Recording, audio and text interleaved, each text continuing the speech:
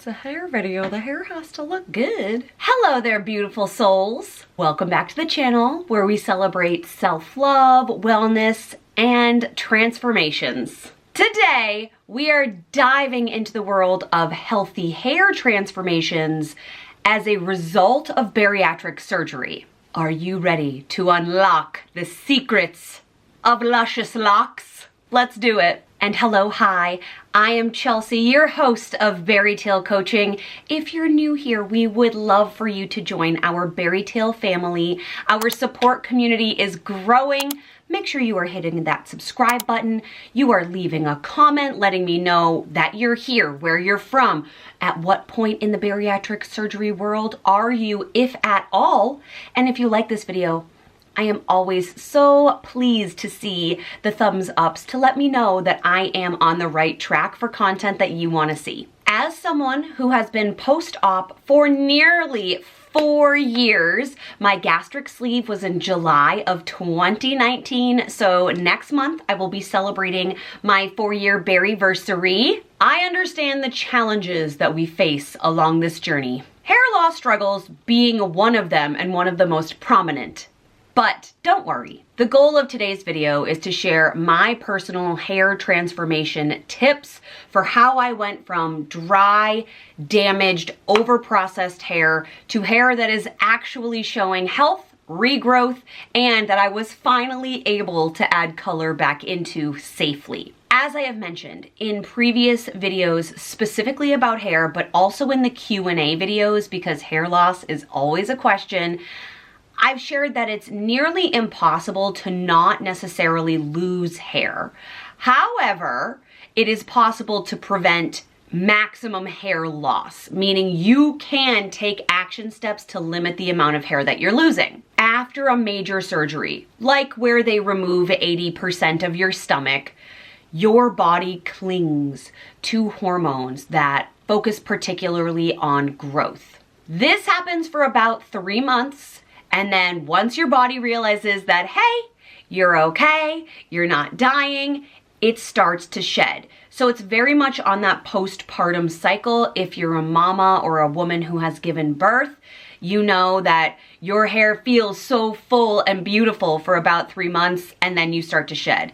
It's the same process here. And even when you know it's coming, you can anticipate it, hair loss is still a scary process. My top tip right away, if you are pre-op and you know you're going to have some type of bariatric surgery, is to start a hair, nail, and skin, a biotin supplement right away, today, if you haven't started already. This can help prevent some of your hair loss, and it will also encourage growth a little bit faster. I like the Motivate one that's called Hair, Skin, and Nails. I will link it in the description below, but that's what I take. Additionally, when you are in the post-op stage, 2 things that are really going to help with hair loss and healthy regrowth: getting in your protein. You cannot expect to keep any hair, even if you guzzle biotin, if you don't eat your max protein and get in your water. Protein plus a biotin supplement, those are the most important critical pieces to losing the least amount of hair possible and promoting healthy regrowth. Boy, oh boy, do I wish I had entered into bariatric surgery with healthy hair. I'm going to put a photo on the screen here. My hair was overprocessed with bleachy color.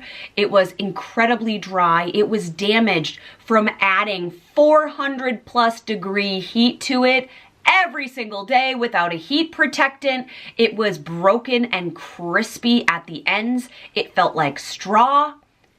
It was damaged, feels like an understatement. Like, I'm not being dramatic enough when I tell you that my hair felt like ramen noodles. When it started to fall out, it physically felt like hay in my hands. It was so dry and brittle that it just didn't even feel like what hair should feel like. Once I realized this, I wanted to combat any future issues. And that has been a theme throughout my post-op journey. When I notice something in my health and wellness going wrong, now I take action steps to correct it rather than ignore it. learn from my mistakes, okay? The first thing I did, and dearie, did it pain me, was that I stopped adding in color. And when I say color, I mean color like lighter colors. I would do a demi-permanent, that was my natural hair color because of my grays, but I did it much less frequently, and it was demi-permanent. It didn't require any lifting of my color. And as you might know, I also went curly girl. I embraced the lifestyle of the natural curly girl method, which has a ton of rules about the types of products you can put in your hair, how many times a week you can wash it, how you scrunch it, the fact that you don't add any heat whatsoever, and I embraced that for about a year. Curly Girl is all about fostering your natural waves and curls. It's very much a natural hair movement. And let me tell you, sister, the beginning of this process, ooh, was it rough. Way to take my confidence down a peg. My hair was like, wavy isn't the word. My curls at the time were like flat and very frizzy, and I had to nurture them back to life. If you're going to kind of cold turkey heal your hair from the root to the tip with the curly girl method, you will get good results, but the beginning, it takes some time. Be patient.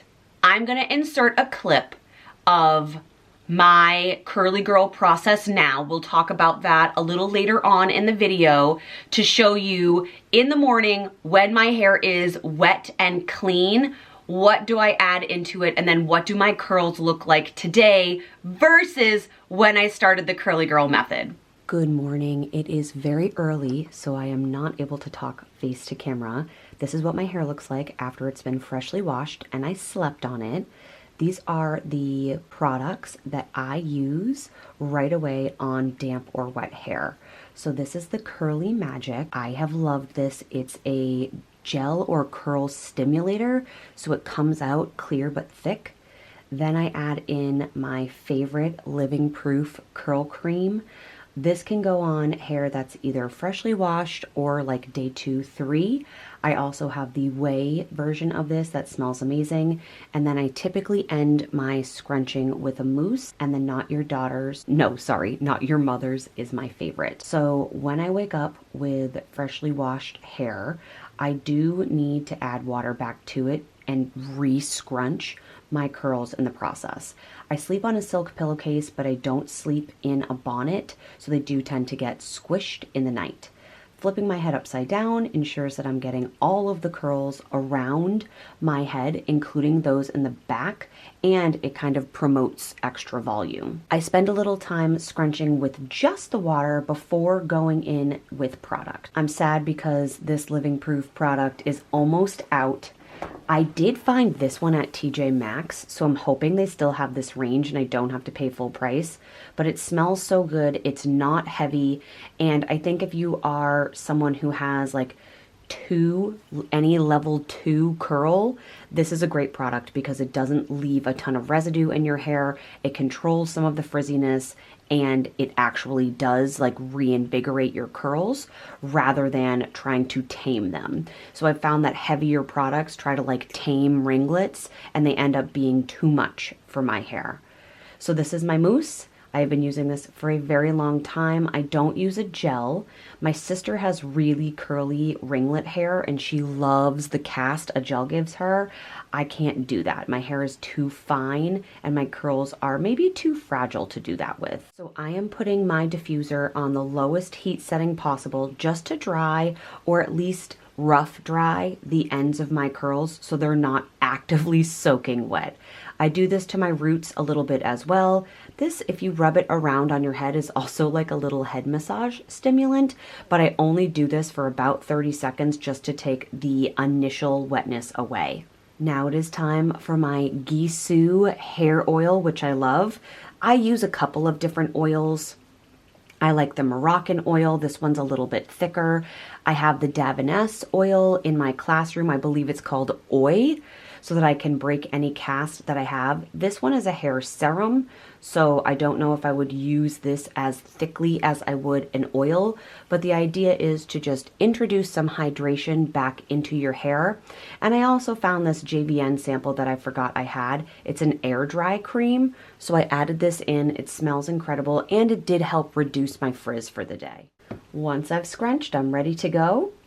And this is what my hair looked like at the end of a long school day, but I was pretty pleased with my curls. Now, I wear my hair naturally, aka curly, half the week, and I wear it like this. This is done with my Dyson Airwrap, the other half. Do you need a Dyson to have healthy hair? Absolutely not. But what I will say is that the Dyson uses hot air rather than like metal heat, like a flat iron, to create waves. And I also use hairspray. I will show you the kind. I really like the Nexus comb through one, but I couldn't find that when I went to go find hairspray recently. So this is the L'Oreal Elnet, and it says it's for color treated hair. No crunch. It's supposed to resist humidity. I'm not entirely sure how much that's true. It hasn't been humid here on the Cape yet, but I do like this because it feels like it goes on sticky, and then I can comb my fingers through it or use a wide tooth comb, and it leaves my hair still feeling like hair, and the residual buildup over time is not as aggressive. While the Dyson is not natural, like this is not what my hair naturally looks like, unfortunately, it does use less heat than using like tongs or a flat iron or like an actual like curling wand. I tend to divide my week this way because I am down to washing my hair only twice a week. If you know, you know, for those girls, it's typically Sunday night and Thursday night. And I realize that for some of you watching this, you're like, ick. Chelsea, you are a dirty, disgusting woman. Your hair must be filthy. I'd like to clarify that washing it twice a week does not mean I only shower twice a week, okay? I just put it in a little claw clip, or I wrap my little head in a towel and I take a shower, and that is not at all problematic. But the idea is to let your natural hair oils come out. If you overwash your hair, then your hair is much more likely to be dry and brittle and then break. So that can cause damage. Allowing your natural oils to come out means that my hair stays more hydrated from root to tip, and even though I am an oily girl, my scalp isn't necessarily oily, which is interesting. We are training strong regrowth hair follicles, and for the first time in a very long time, I am actually seeing length increase. So if you go back and watch some of my earlier videos about weight loss surgery, my hair never really grew past here, and I just cut about an inch off of it.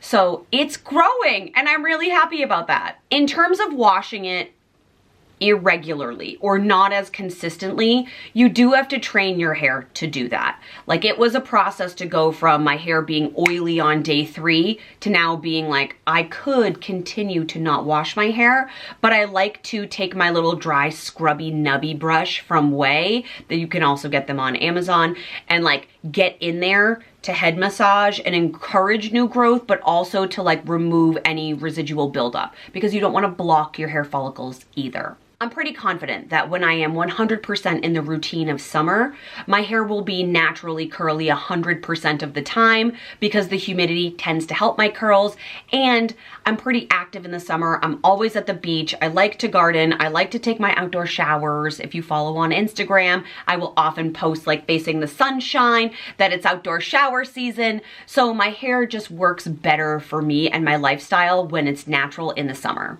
So, over 4 years of no color, limited heat, scalp massage to promote the circulation and regrowth of hair follicles, supplements, curly girling, and protein, we finally arrived where we are today, folks. Let me show you the day that I went to go add color back in. Good morning. It is hair day, which means my hair is fresh out of just, like, I did take a shower this morning after I gardened, but my curls are a bit frizzy. They've been up in a clip. I was sweaty. I love a good transition, right? So over the past 4 years of being post-op bariatric surgery, I celebrate my 4-year anniversary next month in July. So, which I can't believe next month is July. That's very exciting. I have not added any color to my hair. I have brought it back to its natural. I do have like some grace, which I'm trying to show you, but probably doing a very bad job. They tend to stand out because my hair is really dark. I haven't added any color to it. And I think I said in a last video, my glow up transformation video, that I was planning on adding color, and then that particular day I wasn't booked for color. I was strictly booked for like a wash, trim, blow dry, and like root touch up with my natural color. So this will be the first time that I think we're adding things in, and I'm nervous about that and excited because I don't want like highlights. I don't want like streaks of color, but I want it like warmer for the summer months. Does that make any sense? I'm bringing some inspo photos. If you want to see them, let me know in the comment section, and maybe I can like message you on Instagram. Look at this, look at this. So frizzy. But I didn't wet it or add any products to it, so to be expected. But I wanted you to see the before. I've been wearing my hair like a lion. I've been wearing my hair kind of like a mix of, you see it a lot in my videos after my Dyson has been on it, because that's not heat, it's just hot air. Some may argue that that's heat, but it doesn't get hot enough to damage your hair. And then I tend to wear it curly for the other half of the week because I'm only washing my hair twice. And last time I was there, like, do you see all of these baby hairs that are regrowing? Every time I have a cowlick, I'm like, yes, because I know that that's a new section of hair regrowth. Last time I was at the salon, my stylist Ashley said, oh, you have a lot of good regrowth back here, so be patient. I know when you're losing hair, it's really scary. And truthfully, there is absolutely nothing you can do to prevent hair loss with weight loss or any type of bariatric surgery, but it does grow back. You just have to take some steps to help that process along. So I'll talk about in this video some of the products that I've been using that I'm now trying to help with that, because I feel like that's important for this phase, to know that you have some control when things feel out of control. And it doesn't seem like a big deal, right? Like, you get to lose all this weight and your body's going to be healthier and your mental health is going to be better, but then you're like, so I have to be bald for those things to happen. And no, you don't. This is just the morning of transition. Here's the before. I'll take you with me. See you soon. Yes, this is my foil hat. So some things to note. Post-op, when you get to this place where you're ready to be an expensive brunette, by the way, that is the name of this color. My hairstylist's name is Ashley. If you watched our Bermuda vlog, she came on a cruise with us. She says no to me when I ask for things that are ridiculous. So shout out to you, Miss Ashley Cunningham, and the Hair Lounge in Falmouth. We are so lucky to have her because she is legitimate. I asked for like expensive brunette. I showed her some photos and I said, I want my hair to be lighter, but I don't want to look like I have highlights. That's what I gave her to work with. Some things we need to note.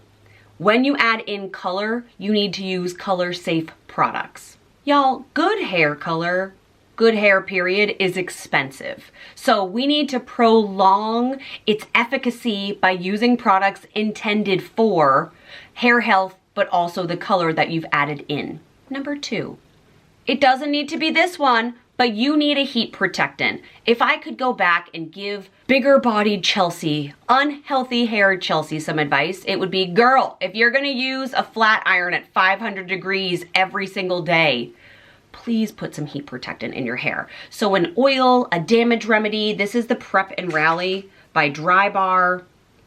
It's a detangler, it smells nice, you can see how much I like it.